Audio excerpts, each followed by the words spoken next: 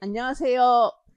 저는 해커스에서 수학교육학 강의하는 신은주고요. 여러분들이 내년에 이제 26학년도죠. 그래서 내년에 임용고사 수학교육학을 어떻게 공부하셔야 되는지 합격 전략, 그러니까 수교 만점으로 최종 합격하시려면 어떻게 1년을 공부하셔야 되는지를 간단히 설명을 드릴게요. 그래서 오늘 파일이 굉장히 많아요. 그래서 여러분들이 제가 이제 2월부터 강의를 하는데 여러분들이 1월에는 이 내용을 혹시 12월에 시간이 되시면 보시고 한 1, 2주 정도 정말 정독해 갖고 굉장히 제가 이제 여러분한테 공부 전략을 상세하게 설명을 드렸는데 이걸 다 강의를 못 하니까 오늘 여러분들이 개인적으로 한 1, 2주 꼭 보셔야 돼요. 이것만 만약 잘 보셔도 수학교육학 만점으로 갈 수 있는 공부 방법 혹은 합격 전략을 정말 100% 여러분들이 알고 공부를 계획을 세우실 수도 있거든요. 그래서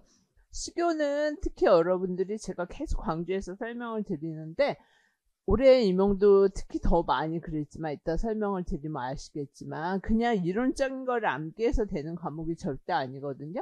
뭐 수학만 이해고 수교는 암기다 완전히 잘못된 내용이니까 여러분들이 제가 설명을 드린 거 자세하게 보시고 꼭 공부하셔야 돼요. 오늘 그냥 설명만 듣고 끝나시면 안 돼요. 그래서 그동안의 출제 경향이 어떻게 됐는지 그리고 수학교육학 연간 강의를 어떻게 여러분들이 커리를 따라오시면서 공부를 하셔야 되는지를 설명을 드릴게요.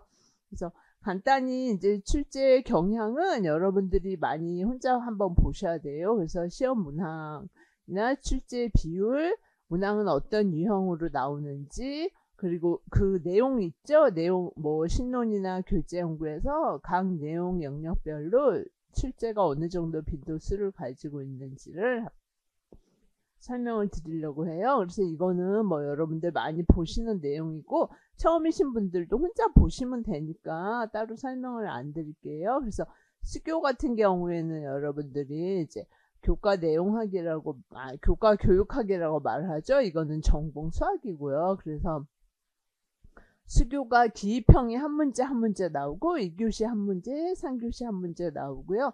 그 다음에 서술형은 2교시에 2문제, 3교시에 3문제가 나와요. 그래서 총 24점이죠. 여러분들이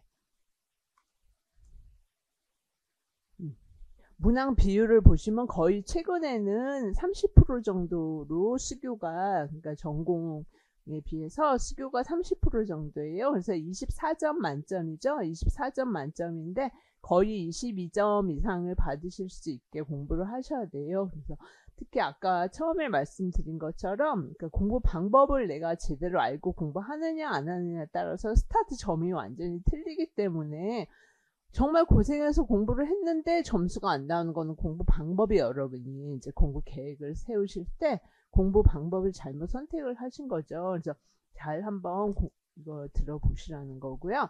문항 유형은 이제 2009년에서 13년까지는 1차, 2차가 있었어요. 그래서 1차 객관식이고 2차가 서논술형이었어요. 그리고 14에서 지금 올해까지는 이제 1차죠. 2차는 수업 실현이고요. 그래서 그 문항을 굉장히 상세하게 여기에 문항의 키워드적인 그러니까 어떤 걸 물었는지를 전부 분석을 해갖고 써놨으니까 여러분들이 공부 시작하시기 전에 기출문제를 한번 보시면 좋지만 2009년부터 다 기출문제는 보지는 못하잖아요. 제가 내년에 이제 강의할 때 기출문제를 다 할 거거든요. 2009년부터.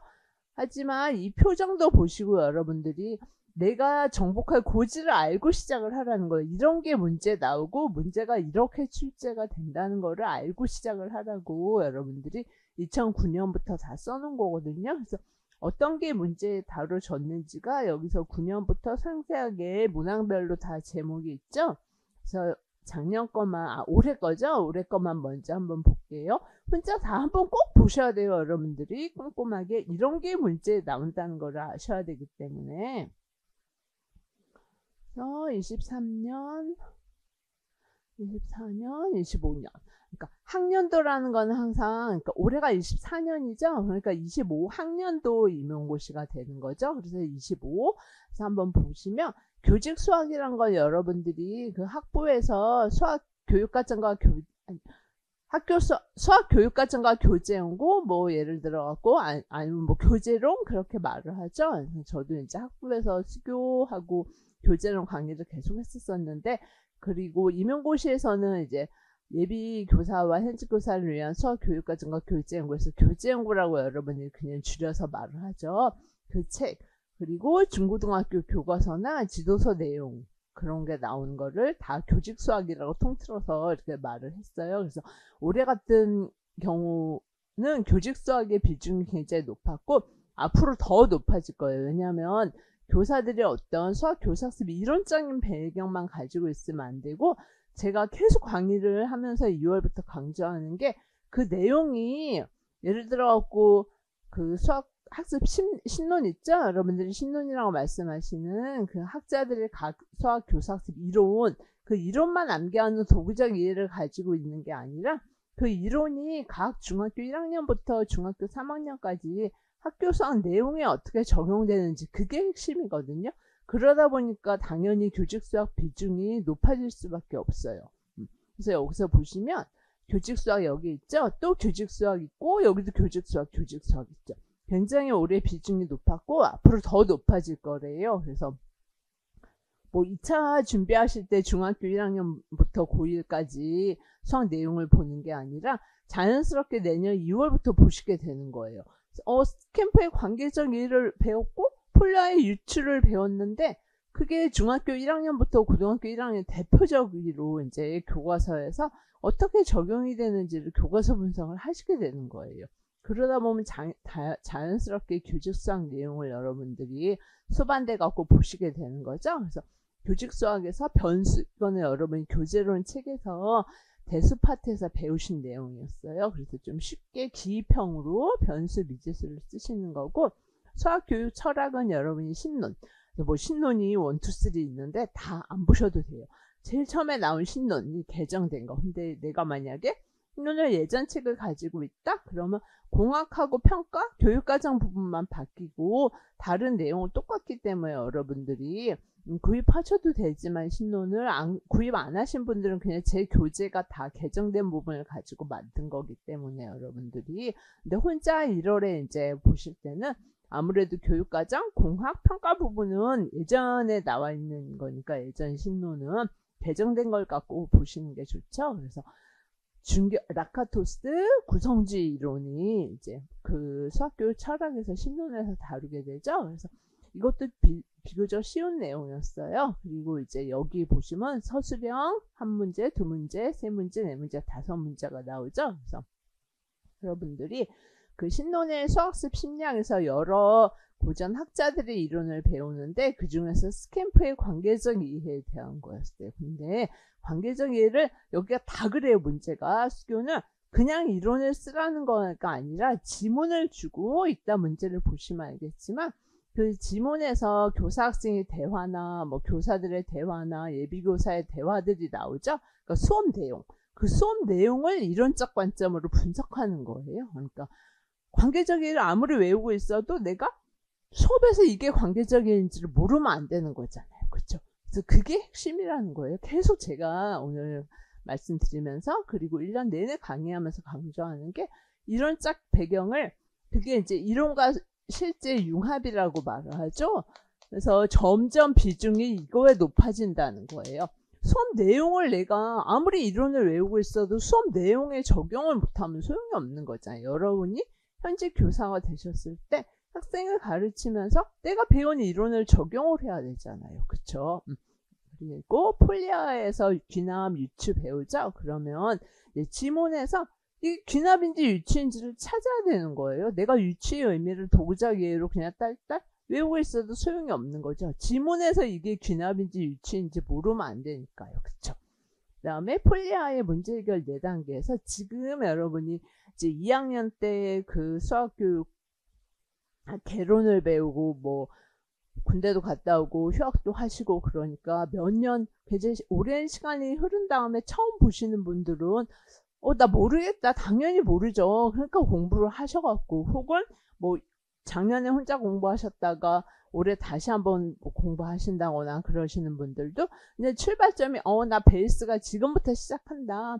새로운 이제 그동안에 내가 공부했던 방법이 어떤 측면에서 잘못됐다는 거를 아시고 공부도 열심히 해서 이론은 많이 외우고 있는데 내가 어떤 점에서 잘못됐기 때문에 고득점이 못 나왔구나. 그러기 때문에 고득점을 받으려면 어떻게 공부를 해야 된다. 그렇게 여러분들이 다시 베이스에서 시작을 한다고 생각하시고 들으세요. 그래서 여기 있는 내용들은 당연히 지금 모를 수 있으니까 이제 공부하시면서 배우는 내용이에요. 그래서 폴리아의 계획 수립 단계에서 발문을 폴리아 4단계 문제 해결 단계가 있죠. 그래서 제가 핵심적인 발문을 암기하라고 말씀을 드려요. 2, 3월에. 그때 유추를 유도할 수 있는 발문을 이제 배우거든요. 그리고 고등학교 1학년 때 원과 직선의 위치 관계 배우죠. 그거 이제 알아가지고 교직 수학이니까 고1 수학 내용을 알아 쓸 수 있는 거예요. 그리고 또 여기서는 뭐냐면 그 드빈스티라는 수학교육학자가 아포스 이론을 설명을 했거든요. 근데 아포스 이론만 암기하는 게 아니라 제가 이제 실제 수업하면서 굉장히 여러 수학 개념의 그 아포스 이론을 아포스 이론을 수업 내용에 적용하는 거를 공부하죠. 근데 시험에서는 무리수 개념을 가지고 나왔어요. 그리고 또 교직 수학이죠. 등차수열 혹은 뭐 등비수열 일반항 유도하는데 여러분이 항상 생각해야 될 거는 나는 예비교사고 내년에 현직 교사가 될 사람이니까 학생들을 잘 가르치기 위해서 잘 가르치는 방법을 배우는 게 수학교육학이죠. 그러니까 등차수열이 일반항을 모르지는 않잖아요. 그러면 학생들이 일반항을 찾아내야 되죠. 교사가 알려주는 게 아니라 찾아내기 위해서 교사는 어떤 발문을 해야 되는가 그 발문을 쓰는 거였어요. 일반항 구하는 건 굉장히 쉽죠. 이건 너무 쉽고 그 다음에 이제 브라운과 얼터라는 수학교육학자를 배우죠. 그 학자는 폴리아는 문제 해결을 말했지만 그 학자는 문제 제기 프로그램 포징을 말했죠. 그 단계가 4단계를 배우는데 마찬가지로 지문에서 어떤 단계인지를 쓰는 거예요. 그러니까 계속 지금 앞으로도 계속 말씀드릴 거예요. 수업하면서도 1년 내내 딱 합해지는 거. 그 다음에 의 혹은 중요성이라고 말을 하죠. 왜 문제 제기가 중요하냐. 이거는 그냥 쓰는 거니까.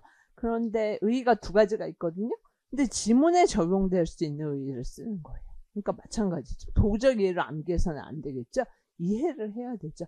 그래서 수학만 이해하고 수학교육은 그냥 도적 이해로 암기하는 과목이 절대 아니라는 거죠. 여러분이 전공 수학은 대학 수학을 공부하지만 중고등학교 수학을 알아야 이론을 적용한다는 거예요. 그쵸?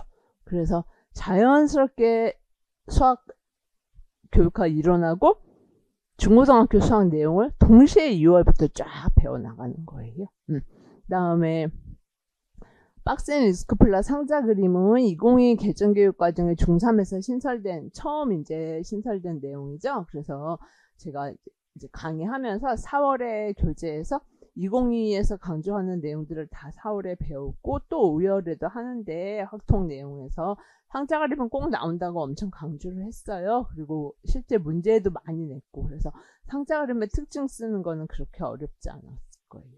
그 다음에 이제 그래프의 현실성 거의 2022 개정이 이제 내년부터 적용이 되기 때문에 올해 많이 개정의 방향을 반영을 해서 시험에 나왔거든요. 그럴 수밖에 없고. 그 다음에 그래프의 현실성이라는 거 이제 특히라는 학자의 확통 여러분이 교재고책 확통에서 배워요. 근데 그래프의 현실성이라는 것도 마찬가지로 암기를 하시는데 또 지문에서 그래프의 현실성이 어떻게 적용되는지 지문을 분석할 수 있어야 되고 마찬가지로 교사 역할을 계속 묻고 있죠. 아까도 교사 발문을 쓰는 거였고 교사가 어떻게 학생들을 가르쳐 줘야 하는지를 쓰는 거예요. 그 다음에 수학과 평가해서 교육과정에서 그런데 이거는 평가 내용이라보다는 평가 채점표를 보고 2022 기하교육과정에서 정당화 방법을 배우거든요. 여러분이 그거를 암기하고 내가 있는지 그거에 따라서 평가표를 분석하는 거기 때문에 결국 핵심은 이거를 알고 있는지였어요. 그러니까 2022가 지금 계속 상자 그림도 그러고 요거 다 마찬가지죠. 수학과 교육과정도 마찬가지로 2022에서 굉장히 여러 가지 교사학습 방안을 강조하고 있거든요. 그러면 그냥 이거 암기하셔야 되는데 그 암기한 것 중에서 굉장히 많은 학습 방안이 있는데 지문에는 과연 교사가 어떤 학습 방안을 채택하고 있는지를 쓰는 거예요.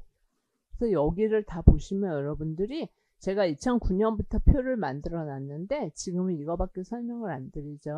하지만 다 보셔야 돼요. 한 2주 1월에 그러니까 계속 제가 말씀드리는 게 그냥 신론 펴놓고 암기하는 게 아니라 먼저 어떻게 공부를 할지 먼저 계획을 세우시려면 여러분들이 어떤 문제가 나왔는지를 봐야 되니까 한 작년, 재작년 문제 정도, 올해까지 정도는 문제를 한번 보시고 그 전에 거는 다 보시기 힘드니까 여러분들이 제가 나눠드린 이거에 표 있죠. 다 분석을 해놨으니까 이런 게 문제가 나온다는 거를 여러분들이 한번 보시라는 거예요. 꼭 보셔야 돼요.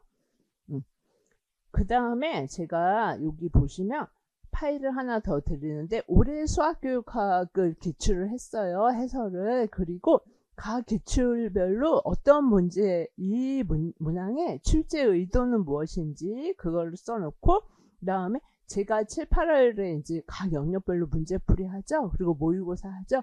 그 문제하고 올해 특히 많이 그러니까 항상 보면은 한 2점 정도가 좀 약간 지엽적인 데서 고전적인 이론이 나오거나 수학교육학에서 전혀 교수님들이 중요하게 다루지 않는 내용들이 나왔어요. 근데 올해는 문제가 정말 좋게 딱 정말 핵심적으로 학생들이 알아야 될 내용 하지만 수업 이 실제 굉장히 다양하게 수업 실제에 적용할 수 있는 그런 부분에서 출제를 했기 때문에 제가 특히 딴 때는 한 2점 정도를 제가 안 가르친 것도 나오고 가르쳤음에도 불구하고 강조하지 않은 내용이 나왔거든요. 그런데 올해는 정말 다 강조한 내용에서 문제를 냈기 때문에 배우신 분들이 거의 막 너무 많이 고득점을 받으실 수 있게 그렇게 문제가 굉장히 잘 나왔어요. 왜냐하면 지엽적인 이론이 하나도 안 나오고 정말 수교에서 핵심적으로 알아야 되는 내용이 나왔거든요.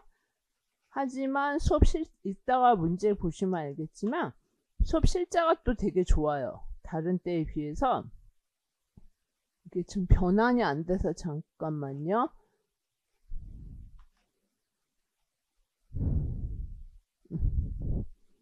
그리고 요거 파일을 드리니까 여러분들이 파일이 지금 올라가 있으니까 여러분들이 같이 한번 올해 문제 정도는 꼼꼼하게 한번 풀어보시는 것도 좋아요. 내가 지금 이 이론을 알지 못해도 한번 이런 게 문제에 나온다는 거를 보실 수 있게.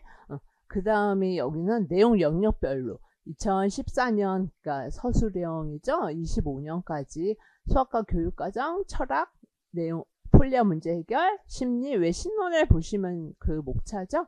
수학 교사학습 이론이란 건 프로이덴탈, 바닐, 브루소, 쉐바야르. 그다음에 평가, 그다음에 교직 수학이란 게 여러분 교재연구 책이죠. 수학 연산부터 확통까지. 그래서 문항 수를 비율을 한번 내봤거든요. 그러니까 그러니까 여러분 신론에서 나오는 이론적인 건 60%고 그 학교 수학 교재라는 게 교재연구책 거기서 나온 게 40%인데 그 다음에 중고등학교 교과서도 같이 포함되어 있어요. 그런데 아까 말씀드린 것처럼 이게 60%라고 해서 이론을 쓰는 게 아니에요. 이 60%에는 당연히 철학, 문제해결, 심리, 교사학습 이런 평가는 당연히 반은 뭐죠? 이론이지만 반은 교재연구 내용인 거예요. 중고등학교 교과서 내용. 그렇죠? 그러다 보니까 당연히 이쪽 부분 비중이 높아질 수밖에 없는 거죠. 그냥 단순히 이론이 아니에요. 이론에 포함시켜서 60%로 이렇게 환산을 해놨지만 이 60% 안에는 중고등학교 교과서 내용이 포함되어 있고 점점 비중을 표를 보면 여러분이 아시겠지만 특히 이제 올해는 더 그러고요. 굉장히 비중이 여기 3.75거든요. 올해는 특히 더 많이 비중이 높아지고 있어요. 중고등학교 교과서 내용들이요. 그리고 이제 출제 경향을 내가 알고 준비를 하는 게 굉장히 중요하죠. 그쵸? 어떻게 문제가 나오는지도 모르고 그냥 막연히 책을 펴서 무조건 1, 2월에 그냥 학원 가서 암기하는 게 아니잖아요. 그쵸? 출제 경향을 그래서 제가 이제 고지를 먼저 보라는 게 작년이나 올해 문제를 먼저 보고 내가 문제를 답을 낸다는 게 아니라 이게 이렇게 문항이 나오구나. 그거를 먼저 보시라는 거예요. 그래서 출제 경향도 이게 가장 중요한 거죠. 제일 비중이 높은 게 수업 실제. 실제라는 건 수업 내용이에요. 교사 학생 대화도 될 수 있고 예비교사의 현직 교사의 대화, 교사들의 대화, 수업 지도안 다 되는 거예요. 그거를 여러분이 배운 이론으로 분석을 하는 게 가장 비중이 높아요. 그래서 예를 들어서 스캠프라는 이론 배우죠. 근데 관계적인 도구적 배우죠. 그런데 지문에서 어느 게 관계적인지 브루소라는 학자를 또 배워요. 근데 그 학자의 개인화 배경학, 탈개인화 탈배경학, 극단적 교사현상 이런 이론을 다 배우거든요. 근데 지문에서 그거를 이제 분석해야 되는 거예요. 딘즈라는 학자의 수학학습 원리도 4가지를 배웠는데 지문 이론은 봐 외웠는데 중고등학교 교과서 내용에서 이게 어느 원리인지 모르면 안 되는 거죠. 피아제의 반영적 추상화도 마찬가지고요. 그러니까 결국 신론에서 배운 여러 학자들의 이론이 중학교 1학년에서 고등학교 3학년까지 수학 내용에 적용이 된다고 보세요. 이제 문제를 볼게요. 이렇게 말로만 하니까 뭔지 모르겠죠. 잘 안 하다 오시니까 올해 문제 가지고 한번 볼게요. 그래서 이게 올해 문제예요. 그래서 밧줄을 잘라서 이제 수요일 배우는 내용이에요. 그래서 위에는 제가 생략해 놨는데 이거는 S자형 밧줄이고 그 위에는 그냥 이렇게 생긴 밧줄을 하나를 잘랐을 때 밧줄 조각, 나눠진 조각, 그쵸? 그럼 하나, 둘, 세 개죠? 2개를 잘랐을 때, 그럼 하나, 둘, 셋, 넷, 5개죠? 그래서 학생들이 A1, 2, 3를 찾아서 일반항을 찾는 거죠. 그쵸? 근데 다 잘라보고 하나하나 잘라서 몇 개인지 찾는 게 아니죠? 규칙상 찾는 거죠? 그래서 교사의 발문, 이런 게 수업 실제라는 거예요. 그쵸? 교사하고 학생의 실제 수업 시간에 이루어지는 내용이죠. 근데 여기서 이제 이론이 들어가겠죠. 이 문제를 변형하여 새로운 문제, 뭐죠? 그럼 내가 배운, 문제 제기구나. 여러분 생각 안 나시면 이제 나중에 배우니까요. 우리 2, 3월에 신론에 있는 이론을 배우고 이론별로 기출문제를 다 풀거든요. 그러니까 뭐 프로이덴탈 배우면 프로이덴탈 기출문제, 프로이덴탈에 적용된 교과서 문제 이런 식으로 다 배우기 때문에요. 그때 다 알아. 지금 이거 뭐지? 하지 마시고요. 당연히 지금은 모르시겠죠. 그래서 문제를 변형해서 새로운 형태의 문제를 만든다. 그게 프로블럼 포징, 문제 제기. 그래서 문제 만들기가 4가지 단계가 있어요. 문제 해결도 4가지 단계고 그 4가지 단계 중에서 아까는 C자형 밧줄이었는데 이것처럼 그 밧줄의 속성을 바꿔서 변경해서 S자형 밧줄이 되면 어떻게 될까? 그거를 문제 만들기 제기해서 와디프나 전략이라고 말하죠. 속성을 바꾸는 거예요. 성질을. C자에서 S자로. 그러면 여러분이 배운 수업 실제를 보시고 이제 들어가는 거죠. 문제 만들기구나. 와디프나시구나. 이렇게. 이론이 수업 실제. 이거를 2, 3월에 문제 제기만 배우는 게 아니라 문제 제기가 적용돼 몇 가지 교과서를 배우고 기출문제를 보게 되면 이건 너무 쉬운 문제가 되는 거예요. 이미 공부를 이런 식으로 하니까. 하지만 지문이 똑같을 수는 없죠. 지문은 똑같이 출제를 못하게 평가원에서 하거든요. 기존의 문제나 교수님들의 논문에서. 그러니까 지문이 조금 바뀐다 해서 모를 수가 없는 거죠. 연습을 그렇게 하니까. 여기 보시면 이렇게 문제를 만드는 거죠. 내가. 교사가 준 문제가 아니라 만들어 보니까 새롭고 다양한 아이디어가 떠올랐다. 그거를 이제 이 문제 여기서는 문제 만들기, 문제 제기의 의의로 하거든요. 아까 의의가 2가지가 있는데 그 2가지 중에서 새롭고 다양한 아이디어가 떠오르는 의의는 무엇인가? 그럼 또 이론이 적용. 그래서 이론을 3가지를 적용을 해보는 거예요. 문제. 그래서 묻고 있는 게 예전에 논술형일 때는 이렇게 나왔는데 작성 방법 올해 그러니까 서술인데 이렇게 했는데요. 그냥 똑같아요. 요게 없다고 무시하시면 그동안에 나왔던 유형하고 똑같은 거예요. 그래서 아까 브라운 알터가 말한 만약 그렇지 않으면 어떻게 될까? 그거에 해당하는 단계를 쓰는 거죠. 단계를. 그러니까 이걸 보시고 이론이 적용된 수업 내용만 분석하실 수 있으면 되죠. 문제 제기의 의의 1가지, 2가지가 있는데 여기에 맞는 의의. 그래서 이게 이제 답인 거예요. 일반항 찾는 거는 쉬우니까 뭐 따로 제가 안 하고요.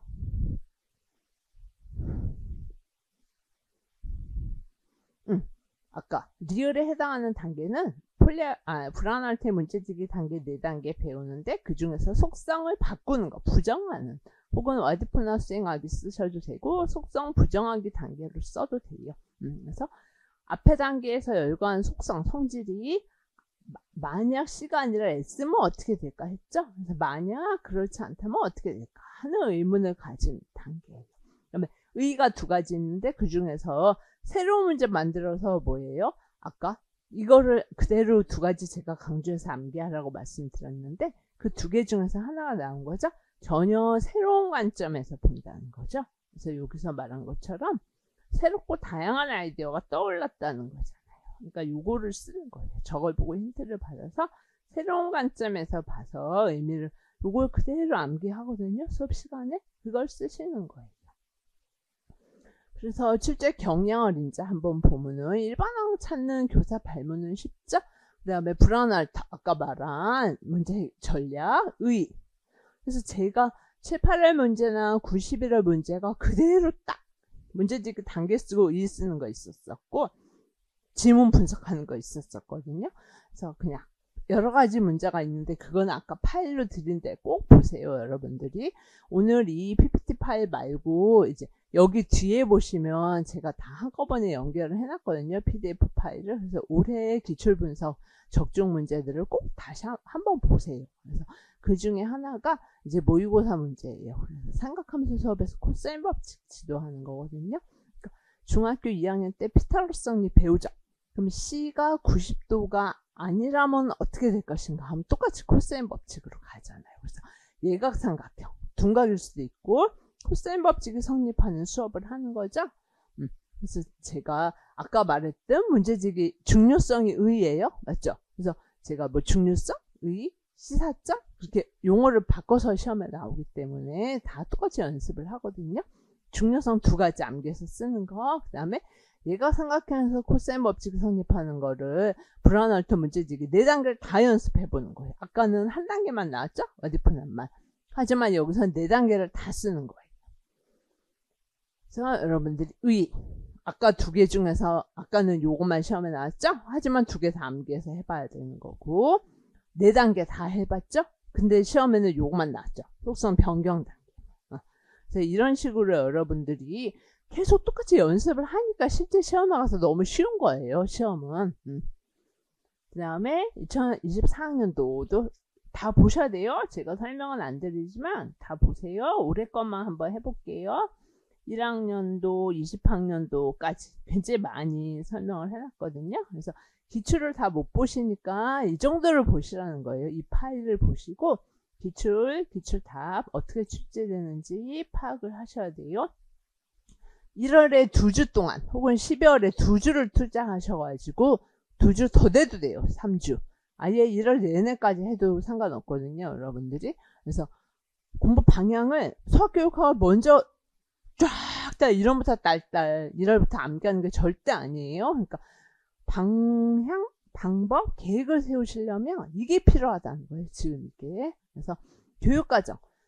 올해는 2022죠? 작년에도 2022로 시험이 나왔어요. 교육과정의 방향을 반영한 문항이 당연히 그 다음에 높겠죠. 그래서 예를 들어갖고 이게 예전에 나온 거니까 1호죠? 근데 이제는 다 2로 나오겠죠? 이거는 예전에는 다 1호로 했지만 다 2로 나오게 되는 거예요. 그래서 이 교육과정에서 변화사항, 그러니까 아까 예를 들어서 상자 그림, 정당화 방법, 그런 거 다 2죠? 지문에 반영된 교과 역량, 5가지 역량, 교사학습 방안 올해 나왔죠?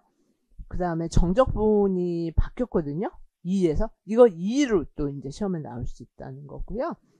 예전에는 6대 역량이었는데 지금은 2에서는 5대 역량이겠죠. 하지만 예전 문제는 이렇게 나왔지만 5대 역량 평가하는 거, 프로젝트 평가하는 채점표를 만드는 거. 내가 학생을 가르치는 사람이니까 채점표를 만들 수 있어야 되죠. 그 다음에 2에서 정당화 방법. 예전에 1호로 나왔는데 올해 또 나왔어요. 2로. 한번 보시면 올해 다음에 내년에는 이제 여러분 중1, 고1에서 디지털 AI 교과서를 수업을 하게 되다 보니까 교과서 자체에 웹 기반 소프트웨어가 다 깔려 있어요. 그래서 지금 같은 수업을, 이 문자 같은 수업을 저절로 다 할 수 있다는 거거든요. 그래서 웹 기반 소프트웨어를 사용해서 원의 접선, 중3에서 배우죠. 원의 접선에 대한 성질을 지도하는 수업 실제가 나오고 그 다음에 그거를 평가한 거예요.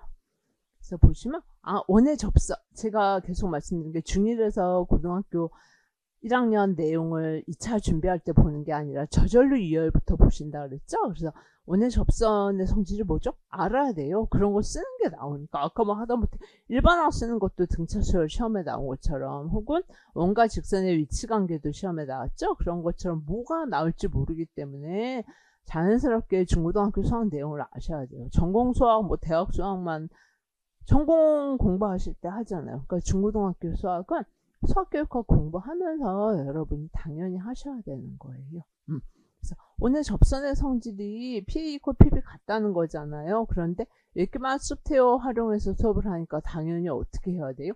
소프트웨어 측정 기능 사용해서 길이를 측정하겠죠? 그리고 뭐 P를 바꿔가면서, 맞죠? 그냥 요 P를 움직여가면서 요 길이를 계속 측정을 하는 거잖아요. 하지만 결론은 PA하고 PB가 같은 거죠. 이게 정당화 중에서 뭐죠? 아시는 분은? 정당화 방법이 4가지 있는데 관찰이나 실험을 통한 확인이라는 거예요. 관찰하잖아요. 맞죠? 실험하죠? 수학에서 하는 실험. 소프트웨어 활용해갖고 P 움직이면서 P 이꼴 PB가 같다는 실험을 하는 거죠. 그래서 교사가 발견한 내용 정리하라고 하니까 학생들이 이제 P, PB가 같다는 걸 찾았잖아요. 하지만 소프트웨어 활용해서 같다는 것을 끝나면 안 되죠. 수학이니까 증명을 해야 되죠. 그래서 정당화 방법 중에 또 하나가 증명이라는 게 있어요. 그래서 공학 도구를 활용해서 발견한 접선의 성질이 증명을 해야 되죠. 반일 삼수준으로 수학적으로. 그래서 이제 증명을 하는 수업을 하는 거예요. 그랬더니 교사가 너네들 이제 잘 증명했다 하고, 그럼 2가지 정당화가 나오죠. 관찰이나 실험을 통한 확인과 증명. 그래서 수업표를 보니까 이 교사는 도형의 성질을 정당화하는 2가지 방법 활용 잘했죠? 잘했구나. 그 다음에 수업 내용을 보면 아까 이 계정에서 교사학습 방안이 여러 가지가 있거든요. 그 중에서 굉장히 적절한 유형 몇 가지를 잘 적용을 했어요. 그래서 뭐 딘즈 아까도 말씀했지만 이거는 지금 분석 안 할게요. 딘즈 4가지 원리 중에서 수업에 적용할 수 있는 거, 이건 좀 쉬웠기 때문에 요것만 말씀드리면, 이 계정에서 성취기준 적용식 고려사항이 정당화 방법 4가지를 말하는 그 성취기준이거든요. 그거 아까 관찰이나 실험을 통한 확인, 증명, 교사가 잘 적용했죠? 그렇기 때문에 옷으로 평가한 거예요. 그다음에 교사학습 방안도 마찬가지로 다양한 것 중에서 몇 가지를 교사가 잘 썼기 때문에, 그러니까 한 가지 교사학습 방안만 쓴 게 아니잖아요. 적절한 걸 몇 가지를 썼기 때문에 굉장히 우수가 되는 거거든요. 그래서 이게 이제 답이에요. 딘즈는 앞에 제가 그냥 뺐고 지금 뭐 말 안 하고, 성취기준 적용식 고려사, 이거는 제가 정말 5월에 4월에도 엄청 강조해서 반드시 외워야 된다고 해서 모고때 내보니까 거의 막 학생들이 다 외우셨더라고요. 너무 강조를 많이 했더니. 그래서 도형의 성질을 이해하고 설명하는데 아까처럼 소프트웨어 활용해서 관찰이나 실험을 통해서 확인했죠? 이 유사성에 근거한 추론이 유추거든요. 4가지. 이 각각의 유형을 다 배워요. 그 다음에 이제 증명했죠. 잘했기 때문에 교사가 여기서는 2가지 했죠? 잘했기 때문에 우수라는 거예요. 그다음에 요거는 뭐 그냥 뺄게요. 토의 토론 학습, 협력 학습, 탐구 학습, 이 이외에도 다른 학습이 있는데 이 교사는 이 3가지 학습 방법을 선택하고 있거든요. 그래서 이거 다 써야지 시험은 답 아니에요. 이거 다 어떻게 쓰겠어요? 답안지는 6에서 8줄 써야 되는데 셋 중에 하나만 쓰시면 답인 거예요. 그래서 출제 의도를 보면 이제 먼저 딘즈, 수학적 다양성의 원리 적용했는지를 보고, 그 다음에 성취기준 적용식 고려사항이 여러 가지가 있는데 정당화 방법 아까 말했죠? 그거가 뭔지를 알고 평가표 분석하는 거, 교사학습 방안 알고 설명하는 거.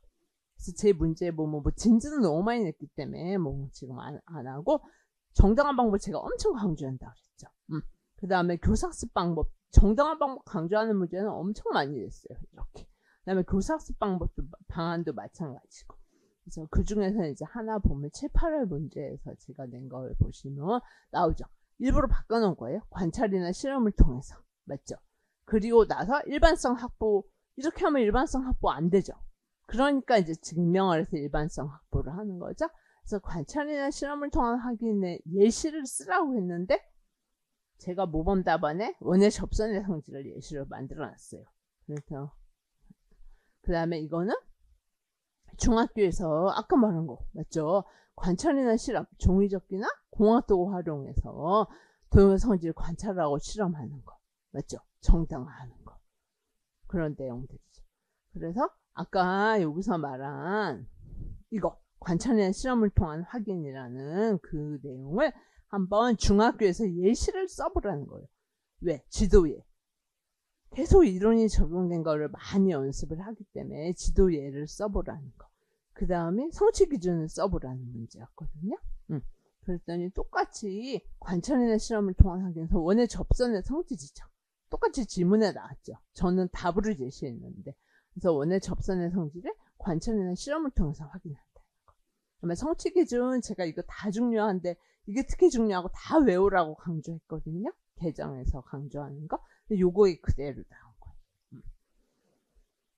그 다음에 4년부터 또 혼자 보셔야 되고 다 보시고 굉장히 많은 걸 해놨기 때문에 그 다음에 세 번째 이제 비중이 높은 걸 보면 학교 수학이니까 중학교 1학년부터 해서 고등학교 3학년까지 배우는 수학 내용을 분석하는 문제. 여기 보시면 중학교 1학년에서 음수 이건 대표적인 것만 써놓은 거예요. 중2에서 확률. 그렇다면 중1부터 배운 그 많은 수학 내용을 1년 동안 내가 어떻게 다 보냐? 시험에 나올 수 있는 중요한 거를 본다는 거예요. 그 다음에 중3에서 대표값 성적을 엄청 강조했는데 나왔어요. 그 다음에 정당화 방법도 엄청 강조했거든요. 근데 아까 원의 접선으로 나왔죠? 원의 현에 관한 성질을 예전에 나왔어요. 그 다음에 라카토스, 증경험주의나 사회적 구성주의로 고등학교 1학년에서 절대부등식 지도하는 거. 그래서 올해 문제 한번 보시면 중학교에서 자료 가능성 영역에서 이제 통계 프로젝트를 하는 거예요. 그래서 보시면 중3이에요. 상자 그림은 중3이거든요. 그래서 데이터를 수집하고 120명의 설문을 수집해갖고 표를 이렇게 나눴는데 표 갖고는 파악이 안 되니까 집단이 두 집단이거든요. 1학년, 3학년. 두 집단의 분포와 특성을 비교하기 위해서 그래프, 그게 상자 그림이란 거예요. 제가 4월에 이제 개정교육과정 특강 3주 수업하면서 상자 그림이 처음 신설됐기 때문에 상자 그림에 대한 내용을 되게 상세하게 했어요. 그리고 계속 문제를 취급하면서 처음이니까 여러분이 익숙하지 않을 수 있으니까 상자 그림은 꼭 나오기 때문에 상자 그림에 대한 내용을 알라고 말씀을 드렸는데 특히 상자 그림은 이렇게 여러 집단이 가능한데 학교 수학에서는 두 집단만 배우게 되거든요. 두 집단의 분포나 특성, 평균, 중앙값, 특히 이제 중앙값. 상자 그림에 대한 거는 아직 처음이신 분들은 이제 나중에 배우게 되니까 요 중앙값. 그러니까 4분인수로 나눠서 25%, 50, 75% 최소값, 최대값이거든요. 그래서 박스, 수염. 그래서 두 집단의 특성을 비교하려면 상자 그림을 그릴 수밖에 없어요. 그래서 그래프는 어떤 곳이 있을지 그게 이제 상자 그림이죠.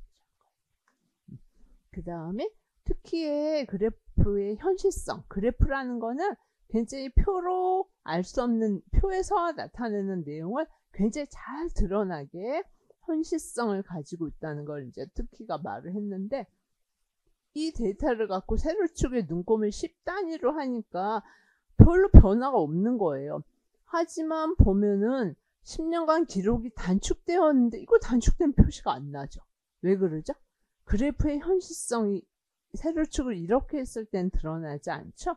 어떻게 하면 되겠어요? 눈곱을 더 작은 간격으로 하면 여기가 지금 30.60인데 28.80이죠. 당연히 10단위로 하면 별로 차이가 없잖아요. 1단위, 혹은 0.5단위. 세로축의 눈금을 부적절하게 설정한 거죠. 적절하게 설정을 하면 그래프의 현실성이 잘 드러나서 30.64에서 28.80까지 확 줄어드는 게 기록이 단축되는 게 보이죠? 이런 게 다 수학 내용이잖아요. 그쵸? 눈금을 부적절하게 나타낸 그래프에서 어떤 게 잘못됐는지를 찾게 한다는 성취 기준 우리가 배우잖아요. 그리고 그래프의 현실성도 배우고. 근데 그게 정말 적용되는 거를 여러분이 딱 수업 실제로 보시는 거죠. 그래서 자료화 가능성에 추가된 성취 기준이 상자 그림이라는 거예요. 상자 그림밖에 없어요. 그래서 상자 그림의 특징을 쓰는 문제 엄청 강조해 줍니다. 특히 그래프의 현실성도 배우는데 그거를 그대로 이론을 쓰는 게 아니라 그래프의 현실성이 여기서 되려면 세로축의 눈금을 지금 부적절하게 했으니까 고쳐야 되죠. 수업 내용을 알고 고치는 문제죠.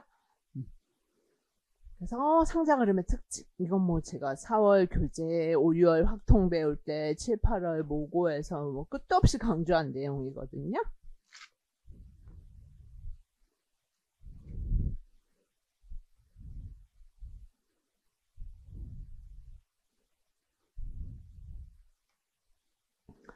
아까 지문에 나오시면 2개 이상, 그쵸? 근데 학교 수업에서는 2개만 배워요. 2개 이상의 자료 집합의 분포를 비교하기 위해서 배운 거예요. 여러분 처음이기 때문에 당연히 상자 그림 처음이신 분들은 나중에 배우면 아시게 될 거예요. 그 다음에 분포의 전체적인 형태보다는 중심, 아까 주관가, 그냥 변이성. 그러니까 변이성이라는 게 여러분 중3에 배우는 삼포도를 생각하시면 돼요. 흩어진 정도. 점들이 데이터가 몰려있다, 흩어져 있다. 그러니까 삼포도가 크다, 작다.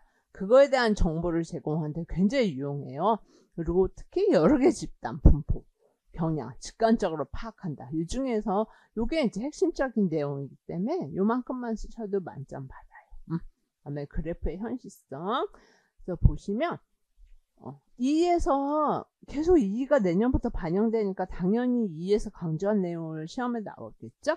상자 그림, 그래프의 현실성만 외우고 있으면 안 되는 거죠. 지문 분석하는 거. 그래서 제 문제의 원본 파일을 보세요. 드렸으니까 거기서 그래프의 현실성 문제 냈고, 상자 그림은 정말 많이 냈어요. 그래프의 현실성은 좀 옛날 문제이기 때문에 하나만 냈고, 상자 그림은 여러 개를 냈어요. 처음이라서.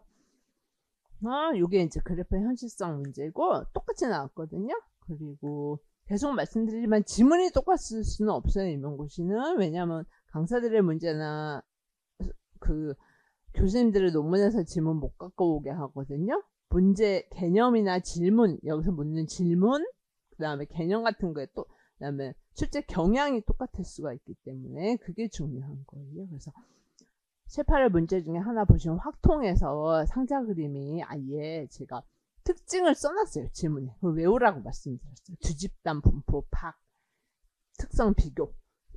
그래서 4분위수를 배우는데 아까 말씀드린 25%, 중앙값 75%. 계산을 직접 막 손으로 하게 안 해요. 상자 그림을 손으로 그릴 필요 없어요. 왜냐하면 디지털 교과서니까. 그게 목적이 되지 않게 성취 기준 암기해야 되는 거죠. 되게 중요한 거.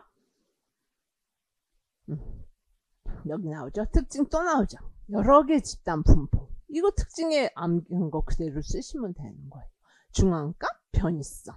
아까 말씀드렸죠. 그래서 상자 그림에서 암기하라는 성취 기준 해설 문제 냈었고, 그 다음에 상자 그림 그리고 한번 여기서 지도 내용도 써보라는 것도 시험에 냈거든요. 그래서 이건 쌀쌀 암기하라 했으니까 요게 성질이 특징 중에 하나가 되잖아요. 암기했던 내용을 여러분이. 그쵸? 그리고 상자 그림 그리고 한번 상자 그림의 특징을 한번 아까 말씀드린 중앙값, 변이성, 척도인 4분위수, 범위 한번 구하고 분포, 두 집단, 비교, 해석하는 거. 이런 게 특징이죠? 그 다음에 뒤에 꼭 보세요. 그러면 여러분 이제 뭐가 출제되구나 이제 좀 파악되시죠? 약간. 그러니까 제가 지금 뭐 1시간 좀 내외로 설명드리는 이 내용 가지고 이제 파악은 되는 거예요. 어떤 게 시험 문제 나오구나. 그러면 꼼꼼히 그거를 여러분이 이제 분석을 하고 하는 거는 천천히 여러분이 문제를 보시고, 저는 빨리 이제 강의니까 압축해갖고 설명을 드렸으니까 원본 파일을 제가 다 드렸으니까 원본 파일을 꼭 보시라는 거예요. 그래서 지금 이게 거의 200장 정도가 돼요. 오늘 드리는 파일이. 그거를 한 2주 정도에 걸쳐서 한번 공부를 하시라는 거예요. 12월하고 1월에. 그래서 2, 3월에 이제 2월부터 저는 공부를 하시니까 2월까지 그게 베이스를 준비가 되어야 되는 거예요. 그리고 공부가 시작될 수 있는 거거든요. 내가 넘어야 할 고지에서 어떤 문제가 출제되고 그 문제에 출제되는 경향은 어떻기 때문에 나는 어떻게 공부를 할 것이다 라는 걸 세우고 제 연간 강의 계획대로 쫙 따라오시면 되는 거예요. 혹은 혼자 공부하시게 되실 분들은 제 강의 계획에 맞게 여러분이 공부 계획을 세우시면 돼요. 그래서 수학교사학습 이론이라는 게 여러분이 신론이죠. 수학교육학 신론. 물론 이제 개정된 거 보셔도 되고, 아까 처음에 말씀드린 것처럼 예전 거는 이제 교육과정 부분하고 공학 평가 부분만 안 보시면 돼요. 그다음에 이거는 이제 이 책 말고도 이제 서울대에서 은퇴하신 교수님이 쓰신 이 책은 안 보셔도 돼요. 여러분들이 혼자 공부하기는 대학원 수준에서 공부하는 거고, 이 책에서 이제 중요하게 임용고시를 위해서 다뤄줘야 할 부분, 그리고 요즘에 또 최근에 뭐 작년에도 그리고 수학교육학 개론적인 책이 많이 나왔어요. 거기 다 비슷비슷하기 때문에 핵심적으로 다루는, 중요하게 다루는 이런 수학교육학 신론 2, 3 보실 필요 없어요. 여러분 뭐 1, 2, 3 특강하는 하시는 분도 계시고 하신데 안 보셔도 전혀 임용고시는 안 보셔도 돼요. 그 2가 바뀐 게 3고 현직 교사를 위한 책으로 처음에 출판이 된 거거든요. 2는 그렇기 때문에 예비교사를 위한 책만 여러분 보시면 되니까 신론만 보시면 돼요. 학부에서 배우시는. 그래서 이런 여러 가지 수학교육학 개론적인 책들을 요약해서 제가 한글 파일로 만든 책이 수학교사학습 이론 책이에요. 그러니까 라카토스부터 시작해서 아까 말씀드린 뭐 라카토스 구성지, 폴리아, 프로덴탈, 바닐, 브루소, 공학 평가 그렇게 다 여러 가지 이 책을 주교재로 하면서 여러 책들을 개론 책들을 다 필요한 부분만 만들어 놓은 책이고 기출해설집 1이란 건 아까 9년부터 올해까지 기출해설을 하는데 이런 다 배우면 절대 안 돼요. 프로덴탈 이론 배웠으면 프로덴탈 기출을 풀어야 돼요. 그리고 또 프로덴탈 교과서를 분석해야 되거든요. 여러분이 그게 2, 3월 동안 할 내용들이에요. 그렇기 때문에 아까 1월에는 그러니까 제가 오늘 드린 200페이지를 보시고 그 다음에 신론을 한번 쫙 정독을 하시면 암기는 하지 마세요. 이거에서 한 30%? 40% 정도까지만 암기하시면 되거든요. 그러니까 제가 이제 2005년부터 대학에서 강의를 학부생들 혹은 대학원생들한테 수학교육학 강의를 했고 그 다음에 학원에서는 2015년부터 강의를 했어요. 그러니까 그동안에 제가 이제 쭉 보면서 그리고 수학교육학을 굉장히 오래 이제 박사학위 밟으면서까지 공부를 했기 때문에 어떤 이론에서 어떤 부분이 중요하게 다뤄지고 교수님들이 그거로 이제 적용해서 논문을 내시고 이런 부분을 예비교사로서 알아야 되고 하기 때문에 굉장히 압축을 해서 설명을 드리니까 모든 혼자 공부하면 어느 게 중요하고 어느 게 안 중요한지 모르잖아요. 그러니까 무조건 다 외우자.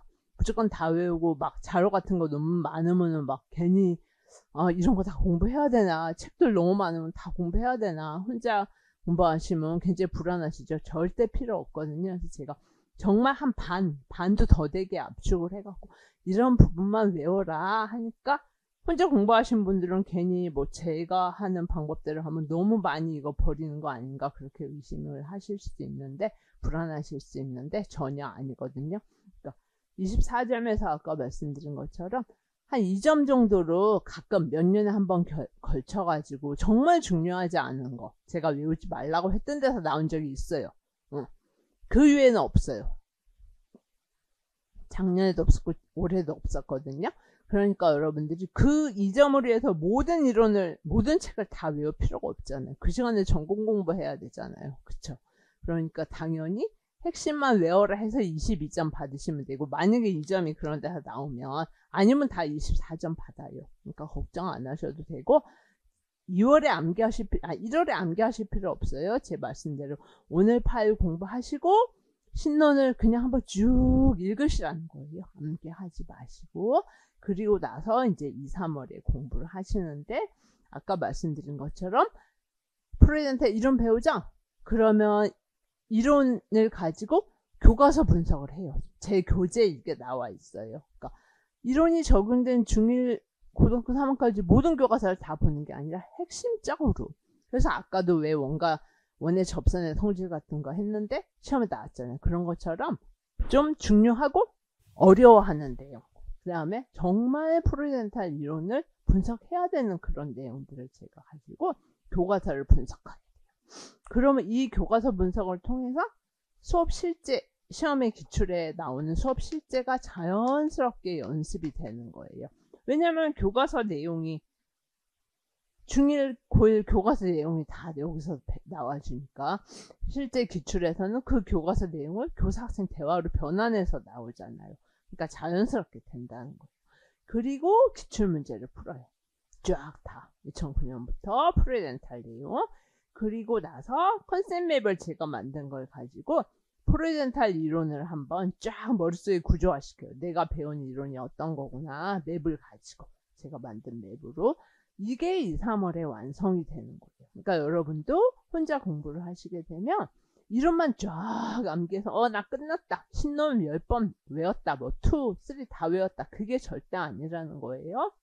혼자 공부하셔도 항상 이런 식으로 신론 공부하시고, 근데 이제 혼자 공부하시면 아무리 기출문제집은 뭐 책으로 있으니까 혼자 해도 될 수 있다고 생각하시지만 교과서는 나 혼자 분석하게 되면 좀 힘들긴 하죠. 그래서 스터디를 하시거나 해서 교과서에서, 혹은 이게 힘들면 기출문제에서 나온 프로이덴탈 이론에 나온 뭐 교과서 내용 있죠. 뭐 1참수를 혹은 뭐 예를 들어 가지고 삼각비를 프로이덴탈 식으로 지도하는 걸 내가 혼자 분석을 한번 해보는 거죠.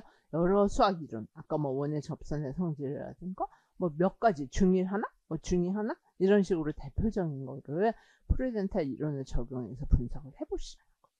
그리고 기출문제를 풀고 컨셉. 요게 돼야지 신론 수학 교사학습 이론이 마스터가 되는 거예요. 근데 대부분 혼자 하시면 요거만 하시죠. 그게 공부 방법이 잘못돼서 정말 열심히 외웠는데 시험은 반도, 이렇게 되면 정말 안타깝게 반도 50%도 점수에서 못 받게 되는 거예요. 그래서 시작점이 중요하다고 말씀드립니다.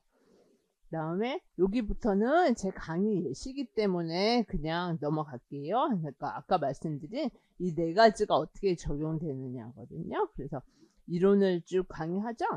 이런 식으로 컴퓨터로 다 강의하거든요. 강의하면 교과서 분석을 한다는 거예요. 라카토스를 열심히 배웠는데 함수의 극한의 대소 관계에서 과연 라카토스 이론이 어떻게 적용되는가. 그렇죠? 그래서 4가지 단계 배우죠? 그걸 함수의 극한의 대소 관계에 적용하는 연습. 이거 하나만이 아니라 몇 가지를 해보거든요. 그러면 어떤 게 이게 바뀌어서 시험에 나와도 다 맞는다는 거예요. 자연스럽게. 아까 말씀드린 그런 수업 실제가 똑같을 수는 없기 때문에 우연히 똑같으면, 그러니까 원의 접선 성질 같은 거 예를 들어서 완전히 똑같이 나올 수는 없잖아요. 그거를 뭐 교사 학생 대화로 바꾼다거나 지도안으로 바꾼다거나 할 수는 있어도 개념이 똑같을 수는 있어도 지문이 똑같지는 못하다는 거예요. 그 다음에 컨셉 맵. 그쵸? 라카토스를 배웠으면 내가 뭘 배웠나 머릿속에 구조화를 시키라는 거죠. 그 구조화를 제가 먼저 만들어 놓고 핵심적인 걸 강의를 하고, 그 다음에 여러분 스스로 만들 수 있는 능력이 돼야 돼요. 그래야지 내가 라카토스에서 뭘 배웠는지를 아시게 되는 거죠. 머릿속에서 구조화를 여러분 스스로 시키는 거죠. 마지막에 정리할 때 굉장히 좋다고 말씀하시더라고요. 그리고 이제 4월이 되면 4월에는 개정교육과정 특강에서 3주 동안 제가 그 개정교육과정이 이의가 굉장히 많이 바뀌었어요. 왜냐하면 내년에 AI 교과서가 도입되다 보니까 교사학습 방법 자체가 완전히 획기적으로 혁명적으로 바뀌기 때문에 개정교육과정이 너무 많이 바뀌어서 올해 임용고시 준비하시는 분들이 굉장히 고생 많이 하셨을 거예요. 그리고 올해 2차 준비하시는 분들도 지금 개정교육과정 교사학습 방법으로 지도서가 안 나온 상태, 디지털 AI 교과서 아직 안 나왔잖아요. 안 나온 상태에서 옛날 교과서를 가지고 교사서 방법은 이해를 해서 연습하다 보니까 굉장히 어려움이 있거든요. 근데 이제 여러분들은 내년에 교과서가 다 나오니까 훨씬 쉬우실 거예요. 그래서 4월에 3주 동안 제가 개정교육 과정을 그냥 해설서를 암기하는 게 아니라 그 해설서에 있는 내용을 마찬가지로 지도서에 적용을 해요. 아까 올해 시험에서 그 뭐 상자 그림이라든가 정당화 방법 4가지에 대한 성취 기준 암기하고 적용하는 교과서 내용 시험에 나왔죠. 그거를 그냥 나열해서 암기하는 게 아니라 그 하나에 해당되는 지도서 1호 지도서 내용 2는 안 나왔으니까, 그건 상자 그림은 1호 없죠.